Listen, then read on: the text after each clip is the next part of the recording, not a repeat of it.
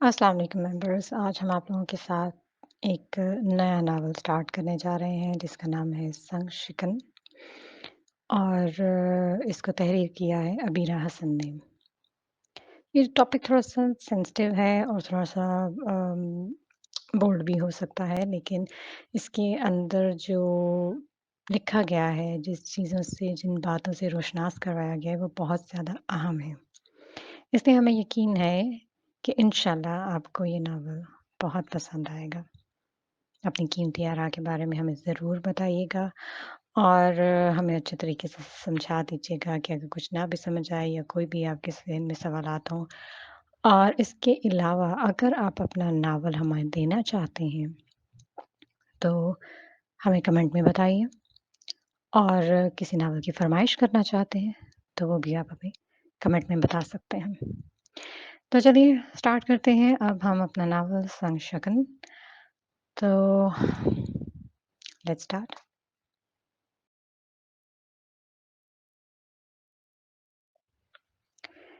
सूरज अपनी शुआएं समेटकर अब मगरिब की तरफ महवे परवाज़ डूबने की तैयारी कर रहा था। शाम ने अपना खूबसूरत रेशमी आंचल समेटकर सूरज के साथ ही रुखसत होने की ठान ली थी और शाम को रख्ते सफ़र बांधते देखकर गहरी काली रात तफाखर से मुस्कुराती हुई पूरी तमतराक के साथ कायनात पर जलवागर होने चली आई थी।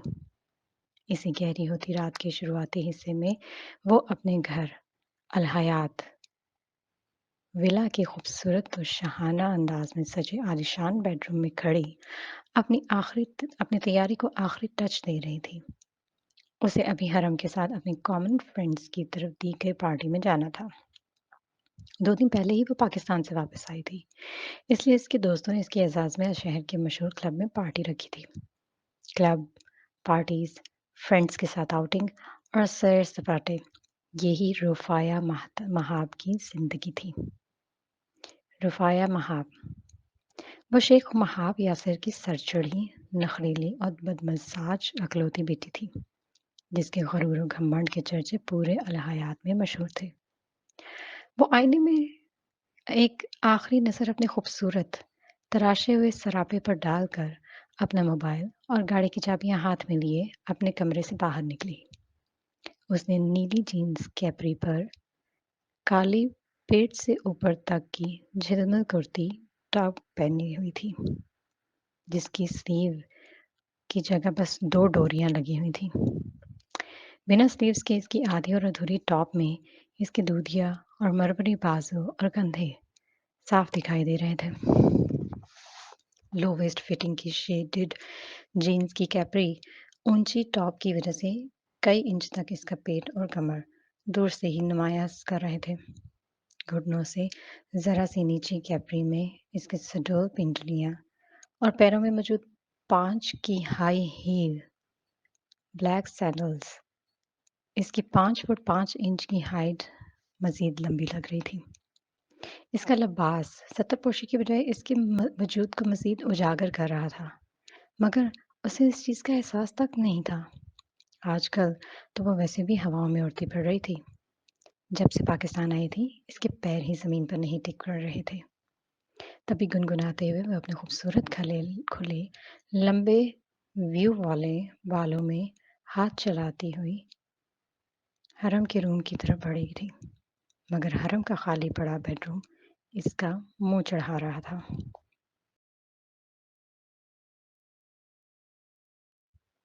हरम, कहाँ हो यार? तुम तैयार हुई या नहीं? देर हो रही है हमें। एक तो जब से हम वापस आए हैं न जाने किन ख्यालों में गुम रहती हो तुम। बोलती हुई वह हरम की रूम की बालकनी की तरफ गई थी, मगर हरम वहां भी नहीं थी। एक तो उन्हें वैसे ही खासी देर हो चुकी थी और अब ऐन मौके पर हरम गायब हो गई थी। उसे बेसाख्ता हरम पर गुस्सा आ गया था। तभी इसका खुशगवार मूड बर्बाद होने में बस एक पल लगा था और वो ज़ोरदार आवाज़ के साथ इसके रूम का दरवाज़ा बंद करके नीचे चली आई थी। धड़-धड़ करके सीढ़ियाँ उतरकर वो बड़ी-सी राहदारी पार करते हुए हरम का नंबर मिला रही थी, मगर फ़ोन बिज़ी आ रहा था। फिर वो तन-फ़न करती लाउंज से गुज़रकर हॉल की तरफ बढ़ रही थी, जब 2 मुलाज़मीन के साथ हॉल से अंदर लाउंज की तरफ आते एक शख्स की नज़र रफ़ाया पर पड़ी। उसने बहुत सरतपा रफ़ाया वहाब की ड्रेसिंग को देखा था। रफ़ाया के काबिल एतराज़ कपड़ों को देखकर अचानक ही उसकी आँखों में गुस्सा उतर आया था। हाथों की मुठ्ठियाँ सबसे भींच गई थीं। तभी वो उसे घूरता हुआ सीधा किचन में आया था, जबकि रफ़ाया इस शख्स की नज़रों से अनजान लाउंज से गुज़रकर विला के बड़े से हॉल में चली आई थी। खूबसूरत लाइटनिंग, महँगे पर्दे, कालीन शूज़, पी पीसेस, महँगी पेंटिंग्स और फर्नीचर से सजा अल-हयात महल का आलीशान हॉल इस वक़्त खूबसूरती से जगमगा रहा था। आला मेयार की खूबसूरत फैंसी लाइटनिंग वाली ऑफ वाइट और मैरून सीलिंग शीशे की तरह चमक रही थी। रफ़ाया सोफ़े में धँस कर बैठते हुए एक बार फिर हरम का नंबर मिलाने लगी, जो अब भी बिज़ी ही आ रहा था।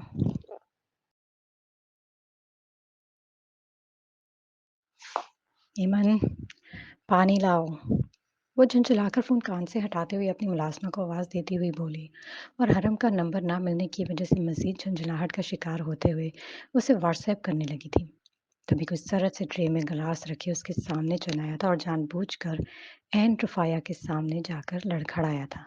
नतीजतन पानी का पूरा गिलास सोफ़े पर शाहाना अंदाज़ में बैठी रुफ़ाया पर उलट गया और उसके कपड़े ख़राब हो गए। इस अचानक इब्तिदात पर वो हक-दक से अपनी जगह बैठी रह गई। मगर फिर हैरत के बाद जो उस पर दूसरा जज़्बा हमलावर हुआ था, वो शदीद तरीन गुस्से का था। गुस्से की लहरें इसके पूरे वजूद में करंट की तरह दौड़ने लगी। उसने सर उठाकर ग़ज़बनाक नज़रों से सामने खड़े उस बंदे को देखा और झटके से अपनी जगह से खड़ी हुई थी। "You idiot! बदसूरत इंसान! अंधे हो क्या? तुम्हें दिखाई नहीं देता? चेहरे पर ये आँखें सजावट के लिए रखी हैं?" वो अपने सामने खड़े काले रंग वाले लंबे चौड़े मुलाजिम टाइप मर्द के मुंह पर एक जोरदार थप्पड़ मारते हुए चीख कर बोली, जो नजरें झुकाए इसका थप्पड़ खाकर जब से जबड़े भेज गया था। जवाब दो, कैसे फेंका मुझ पर पानी? तुम्हें मैं यहाँ पे बैठी हुई नजर नहीं आई थी? वो दूसरा थप्पड़ इसके गाल पर मारते फिर से हलक के बल चलाई। रफ़ाया की शर्रबार नजरें इस काली रंगत वाले मर्द पर जमी थीं, जो काले रंग पर अपनी सुर्ख पड़ती सुर्ख आँखों से फर्श को घूर रहा था। इससे कोई जवाब ना पाकर रुफ़ाया ज़ोर-ज़ोर से अपनी मुलाज़िमा को आवाज़ें देने लगी।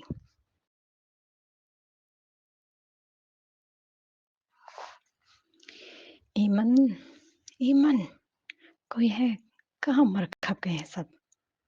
वो इस बार फिर से दहाड़ी थी और इस बार इसकी चीख सुनकर मुलाज़िमा फ़ौरन भागी चली आई थी। "जी, जी, रुफ़ाया अख्ता।"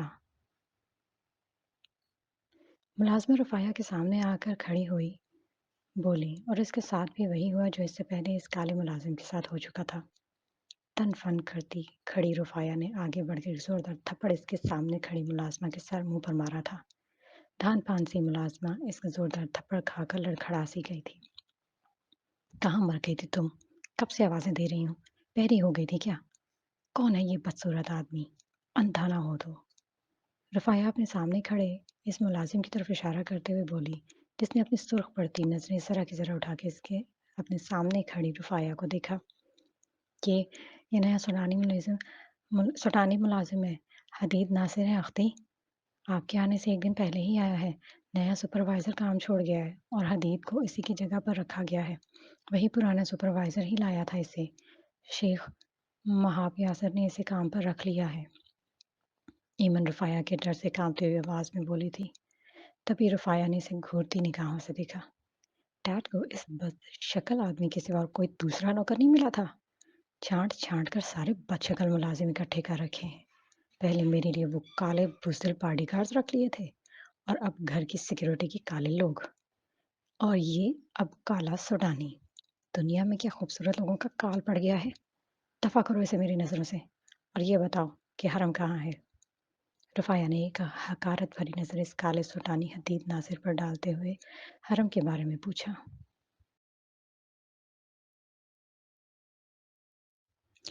हरम यहाँ है रूफ़ी, तुम मुझे कॉल कर रही थी? क्या हुआ? मैं तुम्हें बताकर तो गई थी और कब से बाहर खड़ी मैं तुम्हारी गाड़ी में वेट कर रही थी, लेकिन तुम यहाँ खड़ी मुलाज़िम पर चिल्ला रही हो। हशाश-बशाश सी हरम बोलती हुई सामने से चली आ रही थी। इसे निक-सिक तैयार देखकर रुफ़ाया का गुस्सा झाग की तरह बैठ गया था।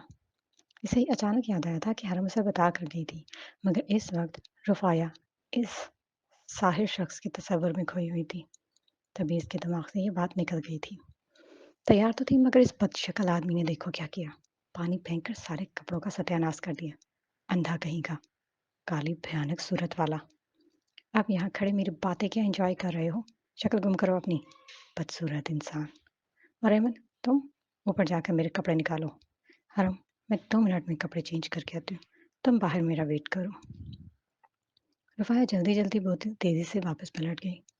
हरम रुफ़ाया का ये अज़ली मग़रूर अंदाज़ और लहजा देखकर ताज्जुब से सर नफ़ी में सर हिलाती हुई दोबारा बाहर चल दी, जबकि कब से खामोश खड़ा हदीद रुफ़ाया के पीछे जाती एमन के इशारा करने पर पलटकर वापस जाने लगा।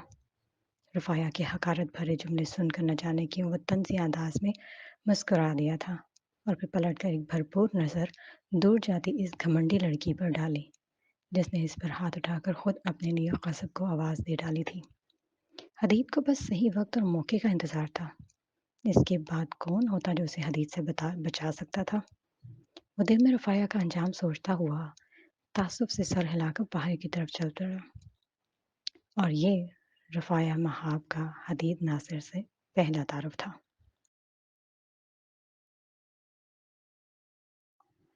क्लब पहुंचकर वो अपने सब फ्रेंड से इतने दिन बाद मिलकर बहुत खुश हुई। घर में हुई तलखी का असर यहाँ आते ही ज़ायल हो गया था। इसके चारों खूबसूरत बॉडी गार्ड्स भी डांसिंग फ्लोर के सामने एक तरफ मुजस्मों की तरह साकत खड़े थे।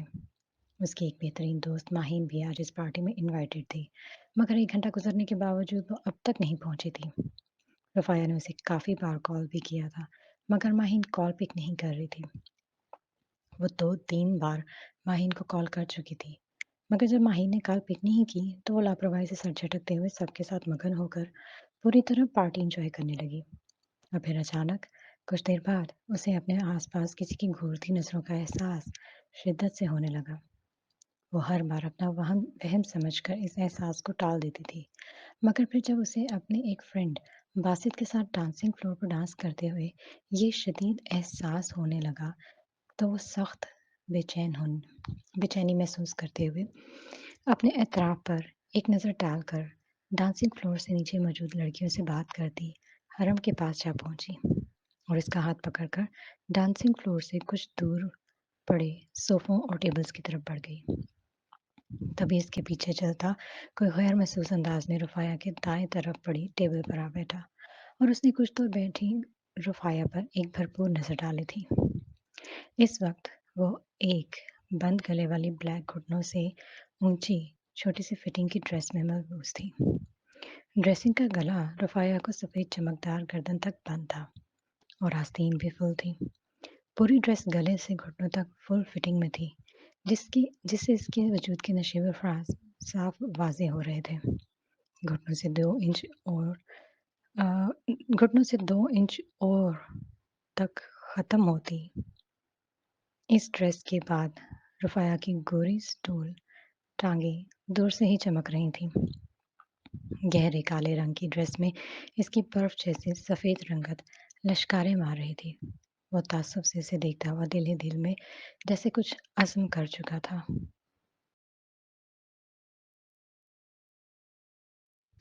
हरम यार, बहुत थक गई हूँ, मगर मज़ा बहुत आया। इतने वक़्त बाद सबसे मिली हूँ। तुम जल्दी से कुछ ठंडा मँगवाओ, सख्त गर्मी महसूस हो रही है। रुफ़ाया कुर्सी की पुश्त से टेक लगाकर अपनी काली सैंडल्स में मुकीद पैरों को टेबल के नीचे फैलाती हुई कदरे रिलैक्स होकर बैठ गई। उसने अपने खूबसूरत लंबे वेवी बालों में हाथ चलाते हुए इन्हें कुर्सी की पुश्त पर फैला दिया। तुम्हें नहीं लगता रूफी, आज तुमने इस सूडानी मुलाजिम के साथ कुछ ज़्यादा ही ज़्यादती कर दी? इस बेचारे से तुम बस पानी गिराया था। इस बात पर तुमने इसे मारने के सिवा बार-बार बदशक्ल और काली सूरत वाला कहा। इस दुनिया में इंसान क्या, बल्कि हर मखलूक अल्लाह की पैदा करता है और तमाम तर मखलूक़ात में अल्लाह ने हम इंसानों को तो बहुत प्यार से तख्लीक किया है। हमारी शक्ल, नकूश और जिसामत ہر چیز میں اس مصور کی کاریگری صاف نظر آتی ہے۔ اس نے سر سے لے کر پاؤں تک ہمیں اتنے پیار سے اور مکمل تخلیق کیا کہ اس تراش خراش میں کہیں کوئی کمی یا زیادتی نہیں رکھی۔ جینی کو ہمارے جسم میں سانسوں کا ربط رکھا۔ ہم کالے ہیں یا گورے، یہ اس رب کی عطا ہے۔ اس معاملے میں ہمارا اپنا کوئی عمل دخل نہیں۔ اس لیے ہمیں یہ حق حاصل نہیں کہ ہم کسی کالے پر، کسی گورے اور کسی بد شکل پر کسی خوش شکل کو فوقیت دیں یا اس سے برا سلوک کریں۔ کالوں کا بھی خالق وہی ہے جس نے گوروں کو پیدا کیا ہے۔ پھر تم کیوں کالے لوگوں پر اتنا چڑھتی ہو؟ اگر کوئی کالا ہے تو یہ اس کی غلطی نہیں، اس بندے نے تو خود کو نہیں بنایا۔ یہ معاملہ تو اللہ کے ہاتھ میں ہے، یہ اس خالق کی مرضی ہے۔ اگر اللہ انسان کو یہ اختیار دیتا تو تمہیں دنیا میں کہیں کوئی بدصورت اور کالا نظر نہیں آتا۔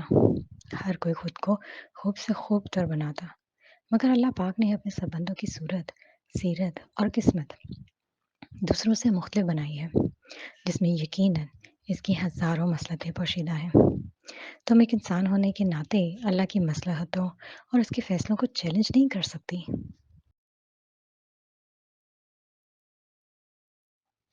ہرم ویٹر کو 2 کولڈ ڈرنکس کا آرڈر دے کر سامنے بیٹھی رفایہ کو تفصیل سے سب سمجھاتے ہوئے بولی، او کم آن حرم، اب مجھے پلیز لیکچر مت دو۔ یہ سب میں بھی جانتی ہوں، مگر مجھے پھر بھی کالے لوگوں کو دیکھ کر شدید غصہ آتا ہے۔ کیا تم نے نوٹ نہیں کیا؟ جن لوگوں کی شکل بری ہوتی ہے ان کی حرکتیں بھی بہت بری ہوتی ہیں۔ تمہیں یاد ہے ہماری یونیورسٹی کی وہ سائکا بنت انس، کالی نائجیرین لڑکی؟ یونیورسٹی میں MBA کے پورے سال کے دوران انہوں نے کیا قہر مچا کے رکھا تھا۔ سائکا اور اس کے بھائی نے کیا کیا تھا؟ سب اسٹوڈنٹس کے ساتھ لڑنا جھگڑنا، آئے دن یونیورسٹی میں ہنگامہ کھڑا کیے رکھنا ان کا محبوب مشغلہ تھا۔ اور آخر میں کیا کام کیا تھا انہوں نے؟ ہماری کلاس میٹ وکٹوریا کی لاش ان کے گھر سے ملی تھی، تبھی ان کے یونیورسٹی سے نہ صرف ان کو نکالا گیا تھا بلکہ کورٹ نے انہیں سزا بھی سنائی تھی۔ یہ سب کالے لوگ ایک جیسے ہوتے ہیں۔ میں پہلے بھی ان لوگوں کو ناپسند کرتی تھی، مگر جب سے مما کا مرڈر ہوا مجھے مزید ان کالے لوگوں سے نفرت ہو گئی ہے۔ مما کی موت کا وہ منظر جب مجھے یاد آتا ہے تو اس قاتل کا وہ کالا چہرہ میری نگاہوں میں گھوم جاتا ہے۔ مجھے کالے لوگوں سے شدید قسم کی نفرت ہے حرم، اس لیے میرے سامنے ایسے لوگوں کی حمایت میں کبھی مت بولنا۔ وہ غصے سے ٹیبل پر ہاتھ مارتے ہوئے بولی۔ اس کا انداز دیکھ کر حرم نے سرنڈر کرنے کے انداز میں دونوں ہاتھ اوپر اٹھا دیے تھے۔ اوکے، مان لیا تمہیں کالے لوگوں سے نفرت ہے، مگر روفی، ہر شخص کو ایک ہی تناظر میں سے دیکھنا غلط ہے۔ وہ شخص جو ہمارے گھر نوکر بن کر آیا ہے وہ مجھے شکل سے ہی کافی شریف النفس لگا ہے۔ اپنی ضرورت کے لیے وہ ہمارے در پر آیا ہے، غریب سا انسان ہے، تمہیں اس پر ہاتھ نہیں اٹھانا چاہیے تھا۔ یہ تکبر ہے، غرور ہے روفی، اور تکبر اور غرور اللہ کو پسند نہیں۔ حرم نے ایک مرتبہ پھر اسے سمجھانے کی کوشش کرتے ہوئے کہا،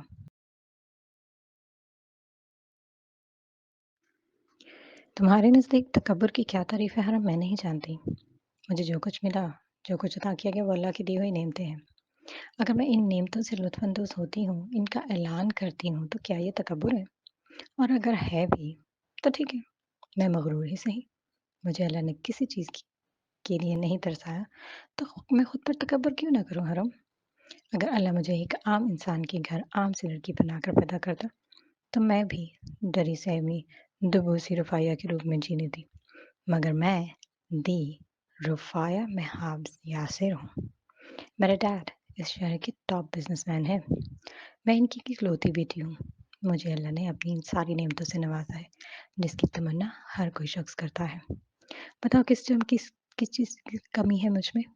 دولت، رتبہ، طاقت، خوبصورتی، ایجوکیشن، اور تو اور مجھے تو ہم سفر بھی ایسا عطا کیا گیا جس کی وجاہت کو دیکھ کر بڑے بڑے ماہر سنگ تراش اپنی انگلیاں دانتوں دبا لیں۔ یہاں بھی مقدر میرا ساتھ دیا تو کیوں نہ میں خود پر اتراؤں، کیوں نہ خود کو دوسروں سے برتر سمجھوں؟ بتاؤ، وہ تفاخر سے گردن اکڑا کر بولی تھی۔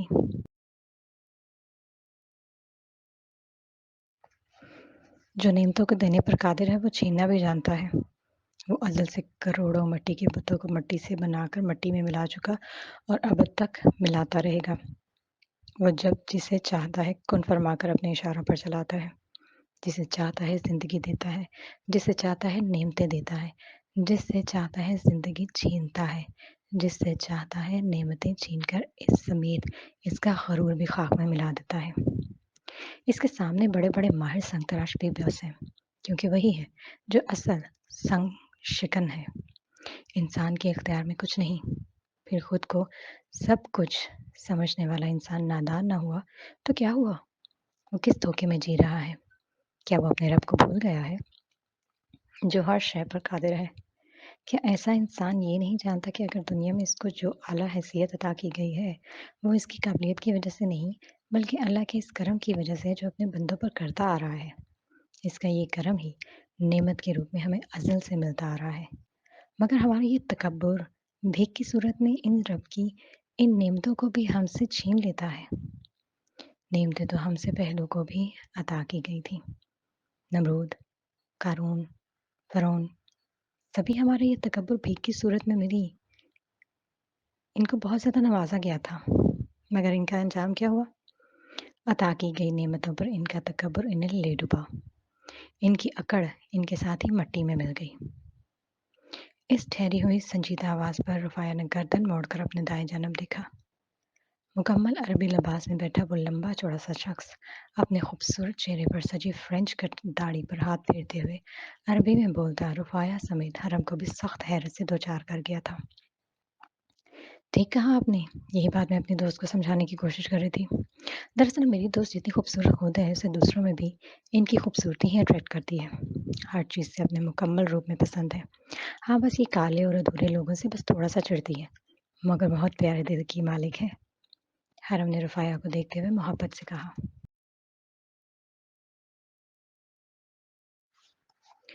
मगर मुकम्मल तो बस अल्लाह की ज़ात है। इस रब ने इस दुनिया की हर मखलूक के अंदर कहीं न कहीं कोई न कोई कमी ज़रूर रखी है। हम यहाँ किसी को भी मुकम्मल नहीं कह सकते। रही काले, बदसूरत और बदशक्ल अधूरे लोगों की बात, तो शक्ल-सूरत की बुनियाद पर एक इंसान को दूसरे इंसान के साथ चिढ़ क्या मायने रखती है?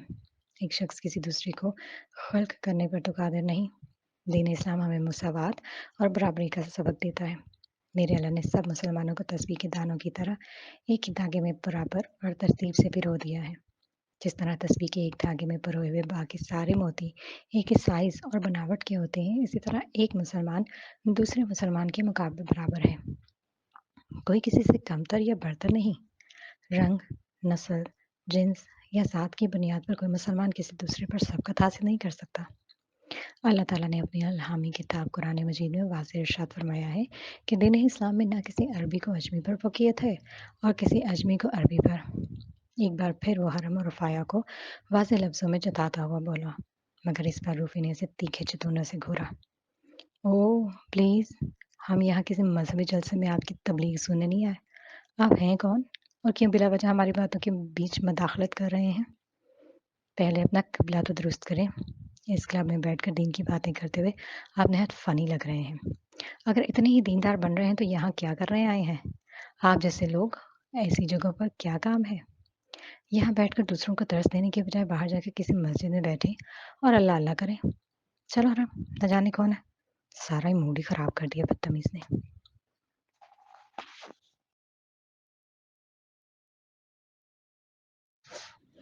रफ़ाया बिगड़े तेवरों के साथ इस शख्स को मुँह तोड़ जवाब देती हुई अपनी जगह से उठ खड़ी हुई और हरम का हाथ थामकर सरहद से वहाँ से निकलती चली गई।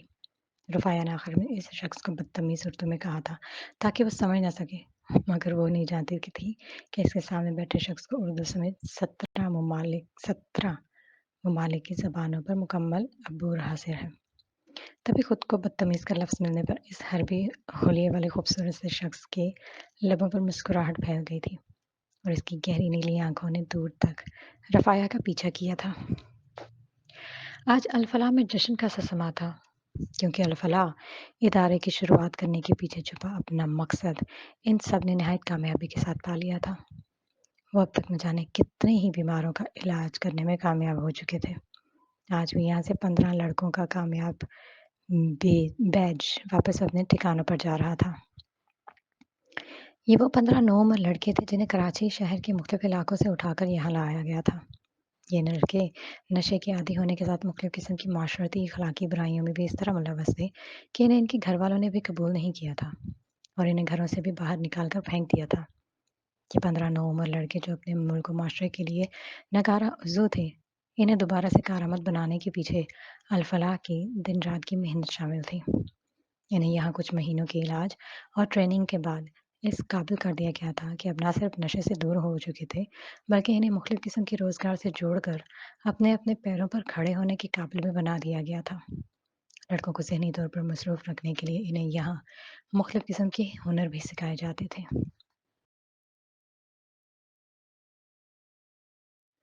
इन 15 लड़कों को शुरुआत में जहन्नुम लगने वाली इस जगह से अब इतनी मोहब्बत हो चुकी थी कि यहाँ से वापस अपने घरों को लौटते हुए भी वो खासे उदास थे। वो भी इन दिनों घर पर ही था, तो एक दो ज़रूरी काम निपटा कर वो आका जान की हिदायत पर सीधा अल-फलाह चला आया। हालाँकि आज उसे यशार को कराटे अकेडमी भी लेकर जाना था, मगर उससे पहले यहाँ आने का ऑर्डर 2 अहम हस्तियों की तरफ से मिल चुका था, तो वो यशार को अपने फ्रेंच लैंग्वेज क्लास से सीधा अल-फलाह आने का कहकर यहाँ चला आया था। यहाँ आते ही इसे दूसरा ऑर्डर भी मिल गया था कि आज के दिन के लिए इसे इन 15 लड़कों समेत इनके वालिदैन और बाकी लोगों को मोटिवेशन देने के लिए एक स्पेशल स्पीच देनी थी।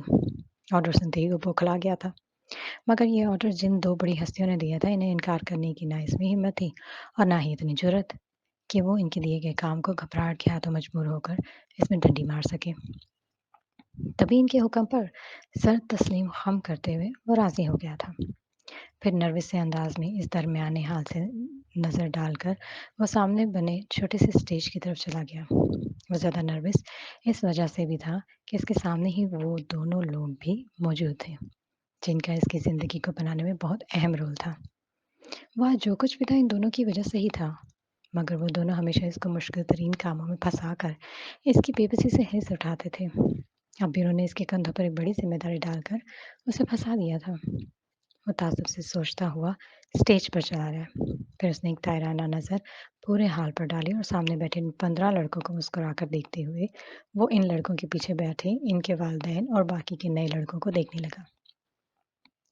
नए आने वाले लड़कों में कुछ की सूरतों पर बाज़ारी, कुछ की तलख़ी और गुस्सा था और कुछ मुंतज़िर नज़रों से उसे देख रहे थे। थोड़े ही वक़्त में अल-फलाह की काफ़ी ज़्यादा शोहरत पा ली थी। तभी वहाँ बैठे लोगों में एक बड़ी तादाद माँ-बाप की भी थी, जो खुद अपने बच्चों को यहाँ दाखिल करवाने लाए थे।